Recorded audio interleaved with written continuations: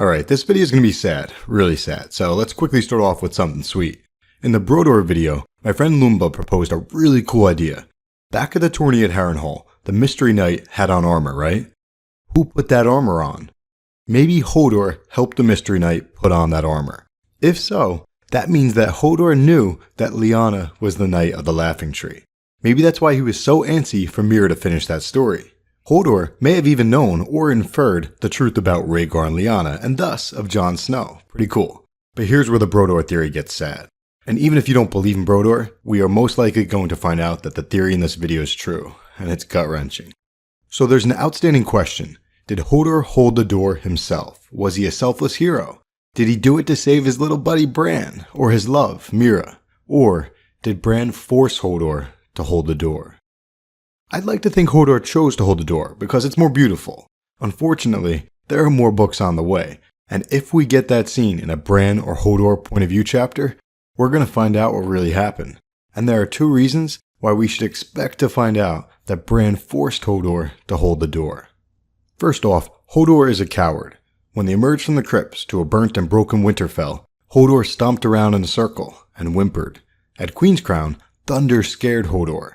He sounded frightened when he heard that there were armed men in the village, and eventually the thunder completely freaked him out to the point that he endangered the lives of those around him, because they were hiding, and his screams nearly exposed them. Up at the Night Fort, Hodor freaked out a second time when Samwell Tarly climbed up through the well. And here's the big one. When they were attacked by the Whites on the way up to the cave, Hodor freaked out for a third time. In the initial attack, Hodor screamed, twisted, stumbled, and fell, thrashing and rolling around, crushing Bran. And I get it, that's pretty wild, dead things attacking you. In the books, he does kick them at least. He's fighting back, so there's that. But then Bran falls out of the basket. Bran starts crawling up to the cave, and the last little bit of info that we get about Hodor before Bran wargs him is that Hodor is down the hill, whimpering. That's what he does. He's a big dude, but he's a coward. He whimpers. The show takes it a step further. He literally freezes. He doesn't fight back at all. So did Hodor choose to hold the door? Probably not. Bravery is not Hodor's forte. So that's the first reason, but here's the real reason. We don't see this in the show because we don't get Bran's train of thought, but it's very clear in the books. Bran abuses Hodor. He first warged into Hodor at Queenscrown. He did it in a moment of panic because Hodor's screams almost exposed them, so that's fine. But then Bran started abusing this power, treating Hodor like a tool instead of a person. Bran wargs into Hodor at the Night Fort. It was harder than warging Summer, like trying to pull a left boot onto your right foot. It fit all wrong, and the boot was scared. As he does it, Hodor tries to push him away, and Bran could taste vomit in the back of Hodor's mouth. But does this stop Bran? Nope. As they travel north to the cave, he does it again. He can still sense Hodor's fear, but he tries to justify it to himself, thinking, Hodor knows it's me, the boy liked to tell himself. George R. R. Martin is clearly highlighting that this is not true. Hodor is not cool with Bran warging him. Then Bran wargs Hodor in the fight up to the cave, and I can dig that, because just like the time at Queenscrown, it was a life and death situation, all good.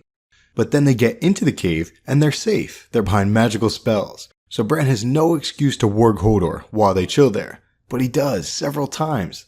He wanders around the tunnels as Hodor, and thinks to himself, no one must ever know. Hodor eventually stops fighting Bran. Check this out. These are Bran's thoughts. Hodor was like a dog who has had all the fight whipped out of him. Hodor would curl up and hide whenever Bran reached for him. His hiding place was somewhere deep within him, a pit where not even Bran could touch him. No one wants to hurt you, Hodor, Bran said silently to the child man whose flesh he'd taken. I just want to be strong again for a while. I'll give it back the way I always do. No one ever knew when he was wearing Hodor's skin. Bran only had to smile, do as he was told, and mutter Hodor from time to time. And he could follow Meera and Jojen, grinning happily without anyone suspecting it was really him. Man, that's messed up, right? And that's the point of this video. George R. R. Martin introduced Bran's power to save their lives at Queenscrown, and he used it again to save their lives outside the cave. But many times, Bran abuses Hodor. He looks at Hodor as a possession, as a tool. Let's not mince words. Bran treats Hodor as his slave. It's disgusting. Shows that even the good guys, like Bran, they're great characters. And most importantly for this video, I believe this is all a setup for a very tragic hold the door scene in the books, where we see it go down from either Bran or Hodor's perspective, and we learn, once and for all, that Bran forced Hodor to